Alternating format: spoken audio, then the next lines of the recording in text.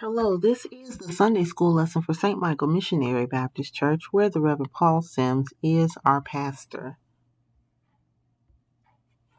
Our lesson for this week is called The Wonder of Childlike Qualities. It comes from Matthew chapter 18, verses 1 through 5. Our key verse is verse 4. Jesus said, "Whoever takes the lowly position of this child is the greatest in the kingdom of heaven." God's Word.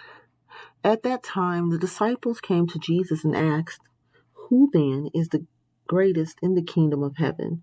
He called a little child to him and placed the child among them. And he said, "Truly I tell you, unless you change and become like little children, you will never enter the kingdom of heaven. Therefore, whoever takes the lowly position of this child is the greatest in the kingdom of heaven. And whoever welcomes one such child in my name welcomes me." Bible story. Matthew, a disciple of Jesus Christ, wrote the Gospel of Matthew. Matthew wrote that the greatest in God's kingdom must be the least. The least is the one who obeys God and serves by helping others and showing others kindness and love. When the disciples asked Jesus who is the greatest in the kingdom of heaven, Jesus called over a little child. Jesus answered their question by showing them a little child who had the heart of Jesus. A little child's heart is humble and lovingly obeys God. The disciples wanted to know who would have the greatest position in Jesus' kingdom. The disciples could not be great in the kingdom of heaven if they had pride or thought a lot of themselves. The disciples thought that being great meant having a title or high position. Jesus explained that to be great is to give up wanting to have power and greatness. Jesus called the little child because the disciples needed to change their way of thinking and become like a child to enter heaven. A child is meek and humble and willing to be used by God. There is no pride or desire to be great. A child is teachable and has simple faith, which is trust in God.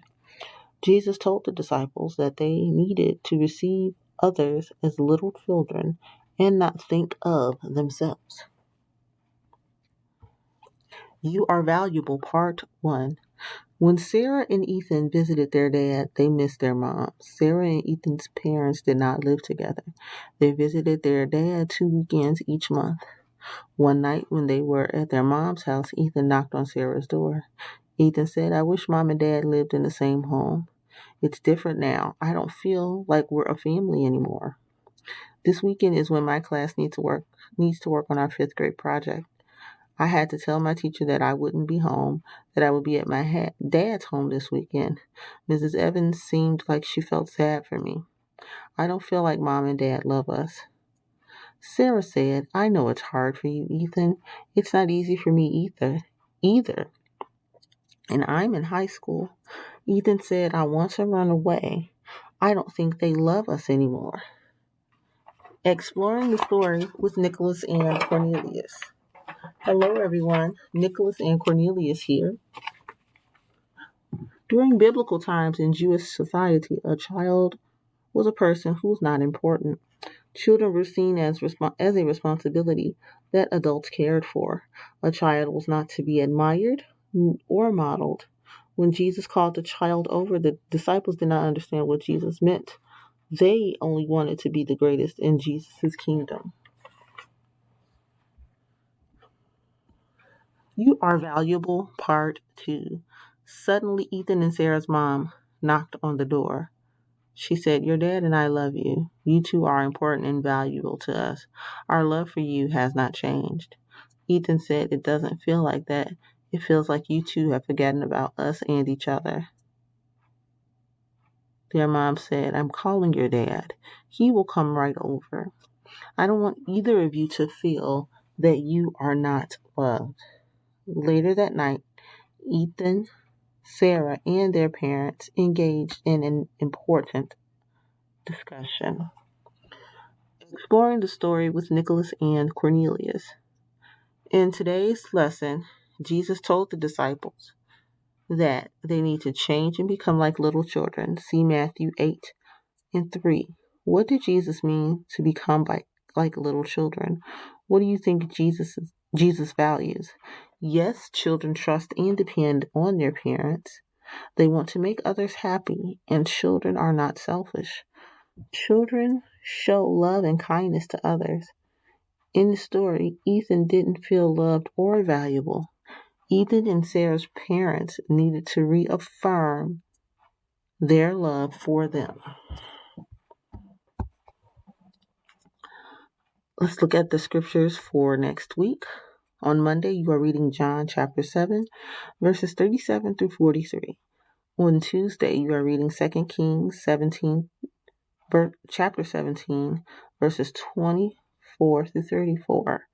Wednesday, you are reading Ezra chapter 4, verses 1 through 8, 11 through 16. Thursday, you are reading Isaiah chapter 44, verses 1 through 8. Friday, John chapter 4, verses 1 through 15.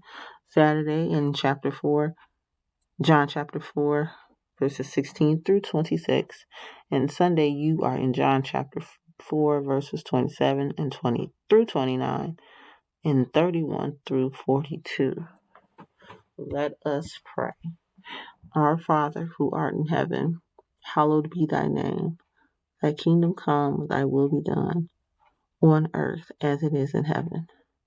Give us this day our daily bread, and forgive us our trespasses, as we forgive those who have trespassed against us.